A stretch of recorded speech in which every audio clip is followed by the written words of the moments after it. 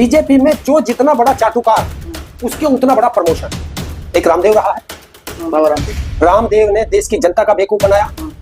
सारी जनता से कहा काम धंधा छोड़ो योग करो, काम धंधा छोड़ो योग करो। सारी देश की जनता योग पर लग गई, अगले ने काम धंधा भाजपा की चर्चित सांसद कंगना रनावत जब भी कुछ बोलती है भैया पूरे भारत के अंदर, पूरी भाजपा के अंदर खलबली हो जाती है, विपक्ष में तो होती होती है। इस बार ट्रंप को अल्फा मेल बोल दिया है। जो लोग अल्फा मेल नहीं समझते उनको बता दूं, अल्फा मेल एक ऐसा व्यक्ति जो अपने अकेले दम पर काफी ताकत रखता है। लेकिन उसके बाद जो उन्होंने लिखा, मोदी जी अल्फा मेल के पापा हैं, बाप हैं, इस तरीके से उन्होंने ट्वीट लिखा। उसके बाद जेपी नड्डा के बोलने पर उन्होंने ट्वीट डिलीट कर दिया। ताऊ जी अल्फा मेल ट्रंप कैसे देख रहे हैं और मोदी जी अल्फा मेल के पिताजी? देखिए, आपकी जुबान है, हाँ, जो चाहे कह ले, हाँ, उसमें पैसे नहीं लगते। हाँ, इन्होंने पहले तो विश्व गुरु बनाया। विश्व गुरु का अभी इस लड़ाई में पता चल गया कि पाकिस्तान के साथ 5-6 देश खड़े हो गए और हिंदुस्तान के साथ कोई भी कुत्ता तक खड़ा नहीं हुआ। इन देश तो छोड़ दीजिए।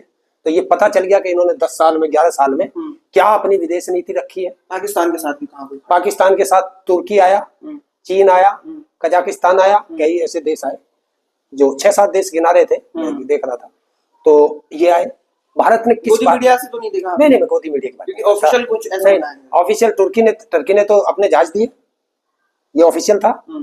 और चाइना ने मिसाइलें दी। तो ये कई देश का, चाइना ने पैसा दिया बाद में। हाँ, ये कई देश का आया। और भारत जब उससे IMF या किससे पाकिस्तान को लोन हुआ, तो अकेला एक भारत देश था जिसने उसका विरोध किया। जो हाउडी मोदी और वो कर रहा था अब की बार ट्रंप सरकार, उस ट्रंप ने भी विरोध नहीं किया। उस ट्रंप ने अभी हमारे देश में एप्पल के CEO से कहा है कि भारत के अंदर तू अपनी इंडस्ट्री मत लगा। ये है मोदी का दोस्त, और जिसकी आप बात कर रहे हो। ऐसी पागल लेडीज मैंने नहीं देखी। ये तो पागल है, कुछ भी कह देती है, इसे पता नहीं है। हाँ, ये अच्छी कलाकार हो सकती है इंडस्ट्री में, जो वो है फिल्म इंडस्ट्री, उसकी अच्छी कलाकार हो सकती है, उसका मुझे नहीं पता। लेकिन ये देश की राजनीति के बारे में, देश के इतिहास के बारे में, देश के भूगोल के बारे में, देश के वर्तमान के बारे में और देश के भविष्य के बारे में, ये भेड़ की पुप्पा है। ये कहावत है ना, भेड़ की पुप्पा, ये वो है। इसको नहीं पता ABCD भी उसके बारे में। और पर बोलने में बहुत ज्यादा है, क्योंकि चाटुकारिता करनी है। बीजेपी में जो जितना बड़ा चाटुकार उसके उतना बड़ा प्रमोशन, ऐसा इसमें है। जो ऐसा इसका है। और देखे, ये गलती करती भी है और फिर उस गलती को बताती भी है कि मैंने उसको बताया, उसने ऐसे किया। अभी इसने ट्वीट किया वो, फिर वो ट्वीट डिलीट किया। क्यों? फिर बता रही है कि JP नड्डा जी का मुझे फोन आया और मैंने वो हटा दिया। तो फिर इसका मतलब गलत लिखा था। तो गलत की सजा क्या है? भाई माफी तो, ये तो बीजेपी का तकिया कलाम है। अच्छा। हाँ, बीजेपी में हर व्यक्ति एक माफी की जरूर बात करेगा। अच्छा। क्योंकि इनका खानदानी पेशा रहा है। बीजेपी का खानदानी पेशा है माफी मांगना, तो वो खानदानी पेशा तो इनका चलेगा। कोई बात होगी ये कहेंगे माफी मांगो, क्योंकि खुद माफी मांग मांग के तो यहाँ तक पहुंचे हैं, तो इन्हें तो वही दिखेगा। तो मैं इसका जिसको भी आप नाम लोगे, देश की जनता के साथ इन्होंने खिलवाड़ किया है। एक रामदेव रहा है, बाबा रामदेव। रामदेव ने देश की जनता का बेवकूफ बनाया। सारी जनता से कहा काम धंधा छोड़ो योग करो, काम धंधा छोड़ो योग करो। सारी देश की जनता योग पर लग गई, अगले ने काम धंधा शुरू कर दिया। हो गया। एक और आया है अभी, वो नाटा साहब, 20-25 साल का बाबा, धीरेन्द्र शास्त्री। हाँ, वो धीरेन्द्र शास्त्री। वो हिंदू राष्ट्र बनाते बनाते वो भी अपना बिल्डर बन गया, मकान बना बना के बेचेगा। अब वो मुस्लिमों को भी कह रहा है कि वो हिंदुस्तान के नागरिक है। अभी तक उनको पाकिस्तान भेजता था, हिंदुस्तान से बाहर भेजता था। अब उसको भी अकल आ गई है कि ये हिंदुस्तान के नागरिक हैं, और जितना बड़ा नागरिक तू है हिंदुस्तान का, इतने बड़े नागरिक ये भी है, मुस्लिम भी है, और ये कहीं नहीं जा सकते इस हिंदुस्तान से। उसे अकल आ गई। अब वो भी इनसे प्यार करने लगा, क्योंकि उसकी बहन मुस्लिम से शादी कर चुकी है। तो ये होता है, जनता का बेवकूफ बनाओ, पैसा बनाओ और फिर पलट जाओ। कंगना रनावत बहुत बड़ी बात है ये। कोई ट्रंप को कंपेयर करना और ट्रंप को कहीं ना कहीं मोदी जी को ट्रंप।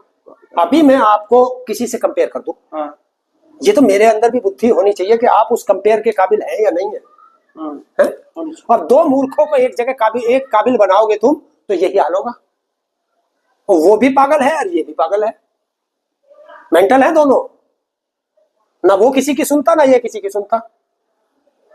तो इन्हें किससे जोड़ोगे आप? दोनों बेकार है।